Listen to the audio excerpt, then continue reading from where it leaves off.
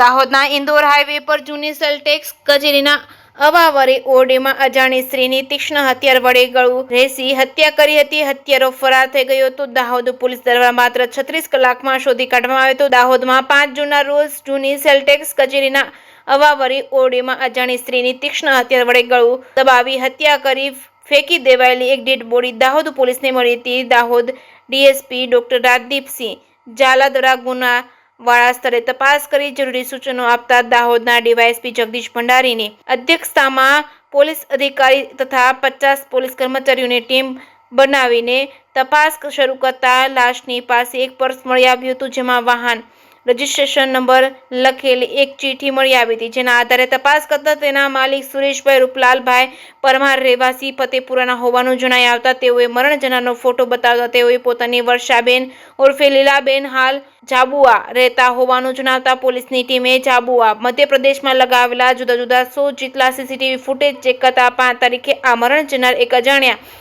ઈસમ સાથે મોટરસાયકલ ઉપર બેસીને જતા જોવા મળ્યા હતા. જેના આધારે ટેકનિકલ અને વુમન સોર્સથી આરોપી પ્રવીણને ઝડપી પાડી પૂછપરછ કરતા આરોપીએ મૃતક સ્ત્રી પોતાની મામી હોવાનું કબૂલ્યું હતું અને તેમની સાથે 5 વર્ષથી આડા સંબંધ હોય અને હવે પ્રવીણ તેમની દીકરી સાથે વાતો કરતો હોય અને વર્ષાબેને તેને ધમકી આપી અને વાતો કરવાની ના પાડતા પ્રવીણે પોતાની મામીને ફોસલાવી કલ્યાણપુરા ચોકડીથી લઈને પિટોલ પહોંચ્યો હતો, જ્યાંથી આરોપીએ ચપ્પુ લઈને સંતાડી દીધેલ હોય. ત્યાર પછી દાહોદના આસપાસના ગામડાઓમાં ફરી ભીખ મંગાવેલ અને રાત્રિના સમયે તથા તેઓએ બંને જૂની કચેરીમાં અવાવરું ઓરડામાં આવી થોડી વાતો કરી પછી સૂઈ ગયા હતા અને રાત્રિના 3 વાગે પ્રવીણે તેમના મામી વર્ષાબેન ઉર્ફે લીલાબેનનું ગળું ચપ્પુથી રેસી નાખ્યું હતું અને આસપાસથી ઝાડીઓમાં ચપ્પુ નાખી ફરાર થઈ ગયો હતો. દાહોદ પોલીસે માત્ર 36 કલાકમાં જ શોધી કાઢી જેલ ભેગો કર્યો હતો.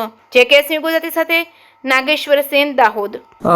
દાહોદ જિલ્લાના દાહોદ એ ડિવિઝન પોલીસ સ્ટેશન ખાતે 5મી તારીખના રોજ જે મહિલાની વણ ઓળખાયેલી લાશ સેલટેક્સની જૂની ઓફિસમાંથી પ્રાપ્ત થયેલી એ ગુનાનો ભેદ દાહોદ જિલ્લા પોલીસે 36 કલાકમાં ઉકેલી નાખ્યો છે. મરણ જનાર મહિલાનું નામ લીલાબેન ઉર્ફે વર્ષાબેન વાદી, જેઓ હાલ જાલોદ ખાતે રહે છે. તેમનું આ જે મર્ડર જે છે એ તેમના જ ભાણેજ પ્રવીણ પોમાણી વાદી નાઓએ કરેલું છે. આખી ઘટના જોઈએ તો ઘટના એ પ્રકારની હતી. પ્રવીણને પોતાની મામી લીલાબેન સાથે સંબંધો હતા અને આ સંબંધો દરમિયાન તેને લીલાબેનની યુવાન દીકરી સાથે પણ વાતચીત કરવાની શરૂ કરેલી. ત્યારબાદ લીલાબેન દ્વારા એને ધાક ધમકી આપવામાં આવેલી કે તું મારી દીકરી સાથે વાત કરવાનું બંધ કરી દે, અન્યથા આનું પરિણામ સારું નહીં આવે. જેથી એણે ધ્યાનમાં રાખી અને લીલાબેનને મારી નાખવા માટે કાવતરું કરેલું અને લીલાબેનને જાબવાથી 2-3 દિવસથી અહીંયા ભીખ માંગવા માટે લઈ આવતો હતો પોતાના મોટરસાયકલમાં અને 5મી તારીખની રાત્રે એ લોકોએ ભીખ માંગ્યા બાદ એને આ સેલટેક્સના અવાવરું રૂમમાં લઈ ગયેલો હતો. રાત્રિના 3 વાગે એને જગાડી અને એ ચપ્પુ જે છે એ એણે બજારમાંથી ખરીદેલું હતું. એ ચપ્પુથી એમનું ગળું રહેસી અને એમની હત્યા કરી નાખેલી. હત્યા કર્યા બાદ ચપ્પુ ત્યાં જાડી ઝાંખરામાં ફેંકી અને ભાગી ગયેલો હતો. આ ચપ્પુ ક્રાઇમ સીન ઇન્વેસ્ટિગેશન દરમિયાન પોલીસને પ્રાપ્ત થયેલું છે. આ ઉપરાંત લીલાબેનના પાકીટમાં જે પૈસા હતા એ પૈસા પણ લઈ ગયેલો, એ પૈસા પણ બરામદ થયા છે.